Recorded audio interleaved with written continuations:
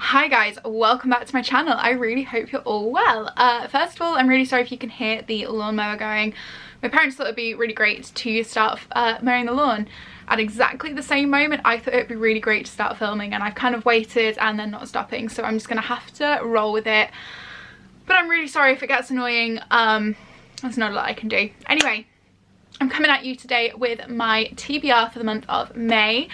My April reading month was actually quite successful, but I didn't want to kind of overface myself with a huge pile of books for this month coming up, because I just wanted to be able to enjoy what I had kind of selected to read. And yeah, so I have a pile of 7 books next to me right here, and I'm just going to chat through them all with you. Okay, so I'm basically trying to clear a lot of my backlist at the moment, as well as getting to the books that I have bought more recently, which you will have seen in my recent book haul video.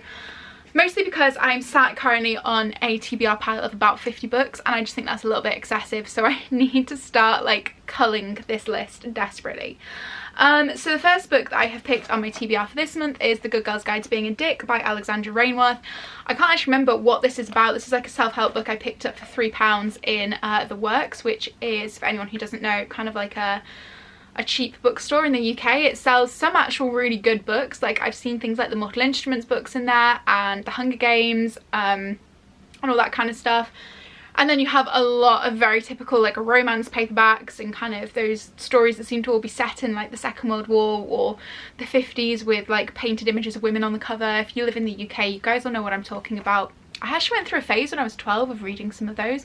Very weird time of my life. Anyway, this is The Good Girl's Guide to Being a Dick, and it's basically apparently how to embrace your inner dick, guide you through who and what to get rid of from your life, to stop worrying about what others think, and how the seemingly small things in life can have a huge impact on the quality of your everyday living. So it's basically about embracing your own needs and desires and living the life you've always wanted. It's a pretty short book. It's 179 pages, and I'm gonna give it a go.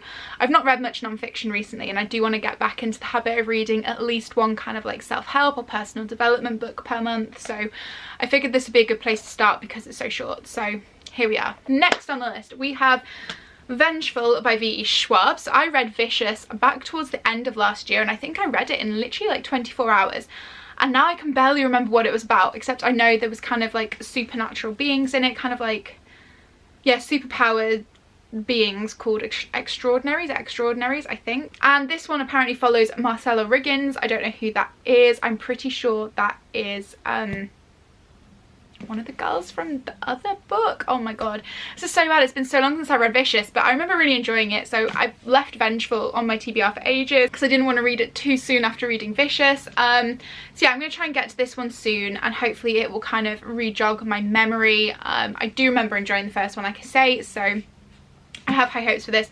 This is the beautiful collector's edition like hardback copy as well, which is very nice, and it smells so good. Does anyone else really love smelling books, or is that just me? Like, maybe I'm just weird. But anyway, yeah, really excited to get to this. Hopefully I'll actually remember what the first one was about. Apparently I'm having a bit of a V. Schwab month this month, because I've also picked up The Near Witch to read by her also. Annoyingly, my copy's got a bit grubby where it's been like in a pile for so long, which is a shame. This is actually a signed edition, which is really cool. She re-released this. So this was her first ever book, and it got taken out of print.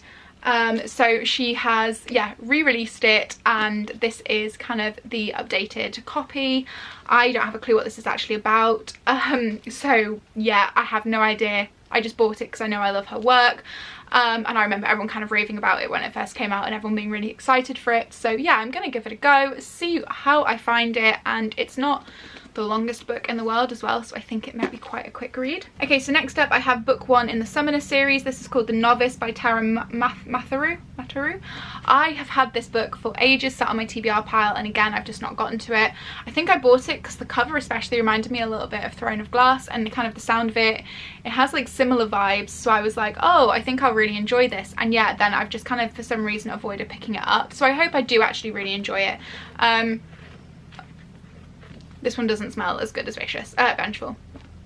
So this follows the story of Fletcher, who is a blacksmith's apprentice, and he basically discovers that he has the skill to summon demons. So he gets sent to an academy called the Vokins Academy to learn how to summon, and there is basically a end of year tournament that will apparently determine his fate in the Empire's war against the Orcs. So he has to perform well in this end of year tournament.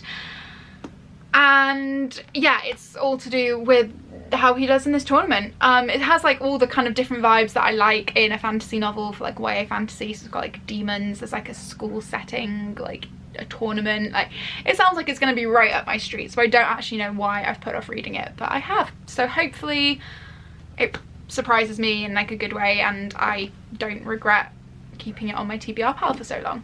Next up we have 9 Perfect Strangers by Leanne Moriarty. Now, I did say I was going to read this ages ago and I never got around to it, so I feel really bad about that and I'm desperately going to try and get to it this month. Okay, so I'm just going to read the back of this book and kind of give you a glimpse as to what it's about. So it says, one luxury retreat in the middle of nowhere, 10 days in which no one can leave, 9 strangers seeking perfection and each discovering the perfect lie.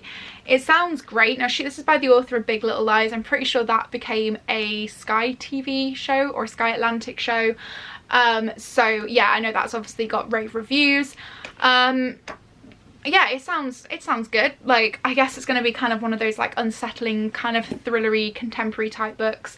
I'm hoping I enjoy it, but then again, I said the same thing about Tangerine and look what I thought of that. So yeah, I don't know, I'm just gonna get it out of the way. I don't feel particularly like thrilled about the idea of reading it, but at the same time I just kind of want to get it off my TBR pile now. So hopefully it proves me wrong and I enjoy it, but similarly to how I feel about the Novice, I'm just kind of a bit like, I just want to get them read now and then I can keep them or unhaul them or whatever I decide to do, but at least they'll be read and they won't kind of just be sat on my TBR pile for forevermore. One that I'm slightly more excited to read, obviously, is Here and Gone by Halen Beck. This is a very recent purchase of mine. It was actually, I think, one of my most recent book purchases. This is a thriller set in Arizona, and it kind of revolves around a missing child. I'm trying not to read too much about it because I don't want to risk spoiling myself, but I have seen a few people give this really good reviews, and I'm excited to read this. I actually genuinely am excited to read this one. I need a really good thriller. What I'm reading right now is supposed to be a thriller, and it's just not grabbing me, so I'm hoping this one does. I'm having like a really bad time with thrillers at the moment, but yeah, I'm definitely going to get to this month. I like the setting of it being in Arizona as well, like I mentioned in my book haul, so yeah, hopefully I enjoy this as much as I think I'm going to enjoy this. And finally on my TBR, I'm going to hopefully get around to reading King of Scars by Leigh Bardugo. Again, I've had this in my pile for ages. I think I bought it when it first came out. I've still not read it, I believe. Oh yeah, it's really pretty under the dust jacket, look at that. But this follows the story of Prince Nikolai. It's the next in the kind of Grishaverse.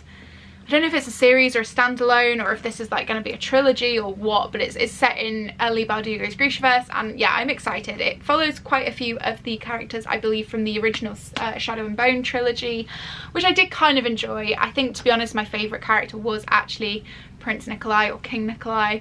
So that's kind of why I'm most excited to read this, because yeah, I did really like his character. He was kind of the only redeeming character in that trilogy for me.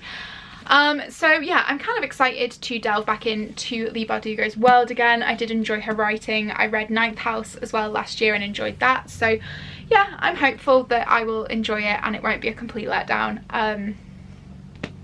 So yes, I have also started a book club with some of my friends as well, so we're actually going to be picking out, I think, 2 books a month at the minute to read, so giving ourselves like a 2-week period to read them in. I'm actually reading the first one at the minute. I will probably be talking to you more about that in my wrap up, so I'm not going to feature it here, and then it'll be my choice for the next book. I can't decide whether to pick one that I've already got on my TBR pile or whether or not to pick something completely new. I think by that point it will just depend how many of these books I've actually managed to get through as to whether or not I pick something new or just go with one of them. So again, I will most likely talk to you guys about that in my wrap up at the end of May.